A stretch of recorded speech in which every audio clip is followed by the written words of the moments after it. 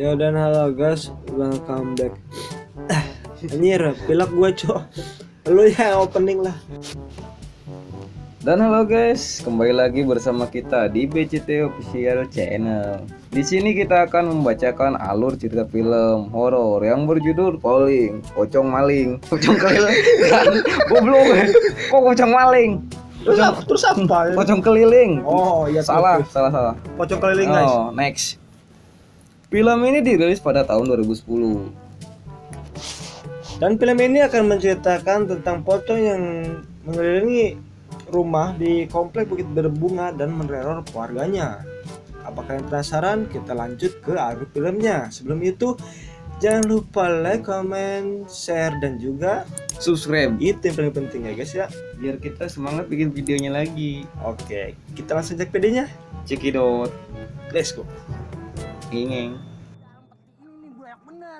Di awal film ini diperlihatkan ada warga yang sedang menggotong jenazah wanita Chinese yang akan dikuburkan ke pemakaman setempat. Dan inilah judul filmnya, Pocong Keliling.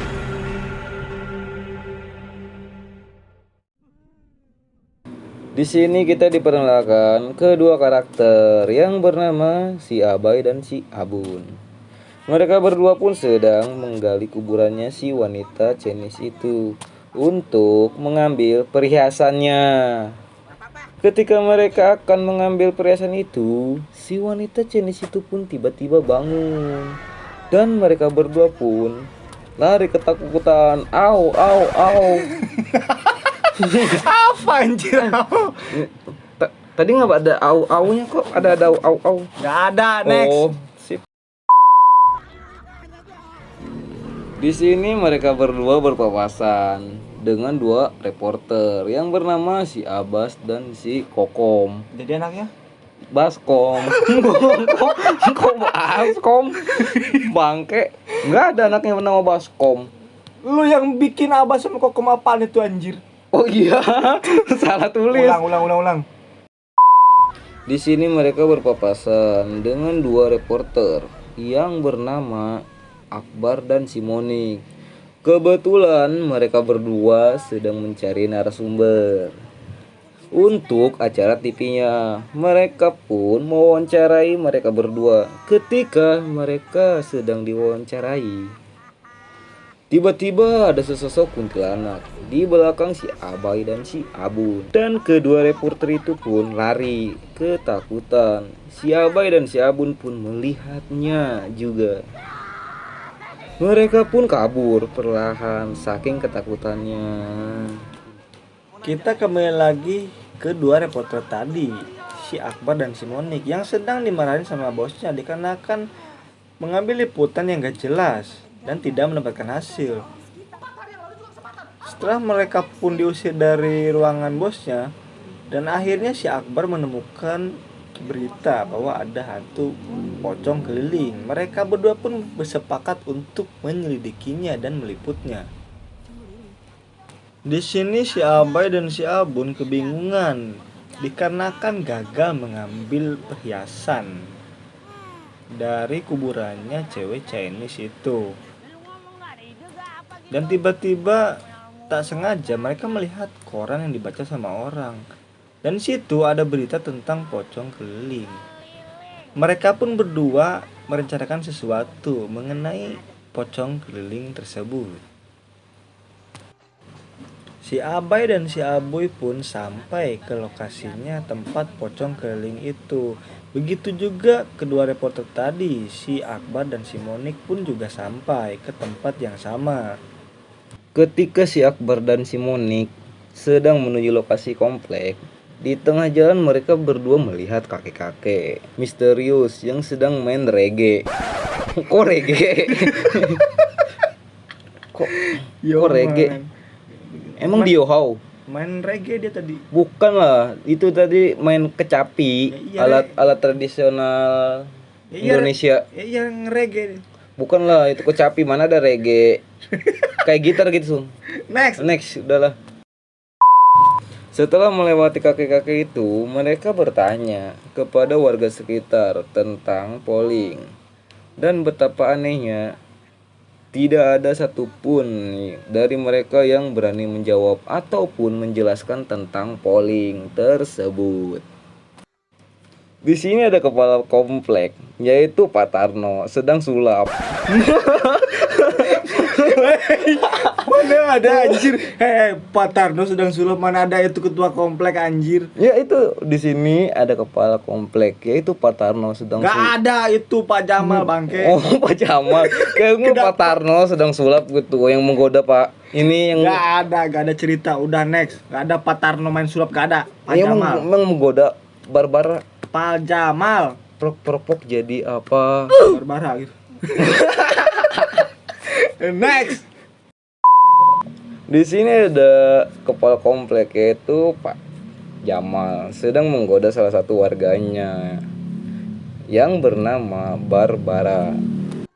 Kita kembali kepada istrinya Pak Jamal yang sedang pusing memikirkan rumahnya yang tidak laku-laku disebabkan polling yang meresahkan warga kompleknya. Di sini Pak Jamal langsung menghampiri security kompleknya yang bernama Dadang. Dia pun memarahi si Dadang yang tidak becus mengurus polling. Pak Jamal pun menyuruh si Dadang mengumpulkan warganya untuk berdiskusi dan merencanakan sesuatu untuk masalah polling tersebut. Dan akhirnya malam pun tiba dan warga pun sudah berkumpul di depan rumahnya Pak Jamal untuk mendiskusikan masalah polling. Di sini Pak Jamal menegaskan dan memberitahu warganya agar tetap waspada dan tiap rumah pun dikasih alarm sebagai tanda bahwa pocong keliling tersebut ada. Tak sengaja kedua reporter itu pun mendengar diskusinya Pak Jamal. Setelah mereka bubar, si Akbar dan si Monik pun langsung mewawancarai Pak Jamal dan istrinya untuk menanyakan tentang polling. Akan tetapi Pak Jamal itu tidak mau menceritakannya dan malah bilang bahwa itu adalah isu. Kita balik lagi kepada si Abun dan si Abai. Mereka pun siap-siap untuk menakuti warga-warga dan merencanakan rencananya untuk maling di komplek itu. Si Abai dan si Abun pun berhasil menghantui anak-anak itu dan masuk ke rumahnya. Setelah masuk pun mereka mengambil barang-barang yang ada di dalam. Setelah emaknya dan anak tadi balik ke rumah, dia tersadar bahwa TV-nya sudah hilang dan dia pun tahu bahwa itu bukan pocong, itu adalah maling. Tak lama kemudian, pocong itu pun muncul di hadapan ibu-ibu tadi. Si ibu-ibu itu pun langsung pingsan ketakutan. Di sini kita balik lagi ke si Pak Jamal yang ngendap-ngendap keluar dari kamarnya istrinya itu dan pindah ke rumahnya si Barbara untuk melakukan mantap-mantap. Dikarenakan si Barbara kurang greget, si Barbara pun menyuruh Pak Jamal untuk ganti kostum superhero agar lebih mantap. Di saat si Pak Jarono Pak Tarno. Kok jadi Pak Jarono sih? Pak Jamal. Maaf Pak. Next. Di saat si Pak Jamal ini sedang menggunakan kostum Batman, dia pun melihat di belakangnya itu ada sosok pocong. Dan setelah pocong itu nengok, si Pak Jamal pun kaget dan lari sangat kencang. Udah kayak superhero beneran. Di malam berikutnya tiba-tiba ada kemunculan polling di salah satu rumah warga. Alarm pun berbunyi. Warga pun panik dan ketakutan. Mereka pun berkumpul di rumah Pak Jarno. Kok Pak Jarno? Pak Jamal. Next. Si Dadang dan kedua reporter pun sudah siaga untuk mengejar polling itu. Di waktu yang bersamaan, si Abai dan si Abun sedang melakukan aktivitas malingnya. Tidak lama kemudian, aktivitas maling mereka berdua pun ketahuan dan mereka pun langsung kabur. Di sini terjadilah kejar-kejaran antara si Poling KW dengan si Dadang dan para reporter. Hingga tak terasa mereka sudah di luar lingkungan komplek. Si Dadang pun tidak bisa melanjutkan pengejaran dikarenakan ini udah bukan wilayahnya. Kedua reporter itu pun nekat melanjutkan pengejaran. Tak lama kemudian, kedua reporter itu pun sampai di stasiun yang sudah lama tak dipakai. Tiba-tiba mereka bertemu dengan kakek-kakek yang main reggae tadi. Reggae lagi kecapi. Udah enaknya main reggae, udahlah. Bodoh. Next. Dan ternyata si kakek itu pun benar-benar ada motor kampret.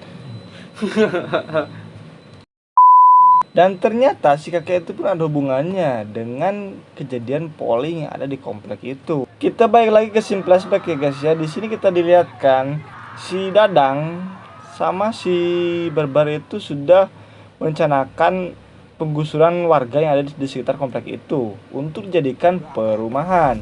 Si Dadang pun malah membakar semua warga-warga yang ada di komplek itu dan menguburnya secara bertumpuk hingga semuanya tewas dan rata.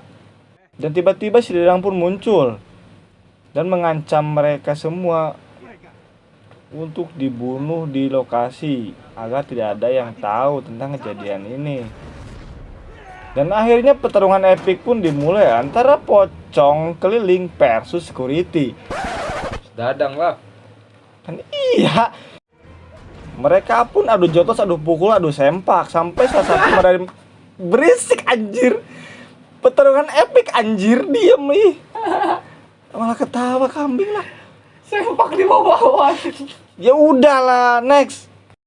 Di sini si security si Dadang ini pun kalah telak dengan pocong itu dikarenakan pocong itu sangat sakti. Si Dadang pun diombang-ambing seperti ombak di lautan yang sedang berlayar. Apa anjir? Apa anjir? Berantem di tanah. Ini kenapa mau laut anjing? Udahlah itu bahasa gua, cok. Ih, next lah, ganggu mulu. Sini si Dadang terluka parah dan babak belur hingga terlempar ke suatu rel. Dan betapa tragisnya si Dadang pun terlindas oleh kereta-keretaan mainan.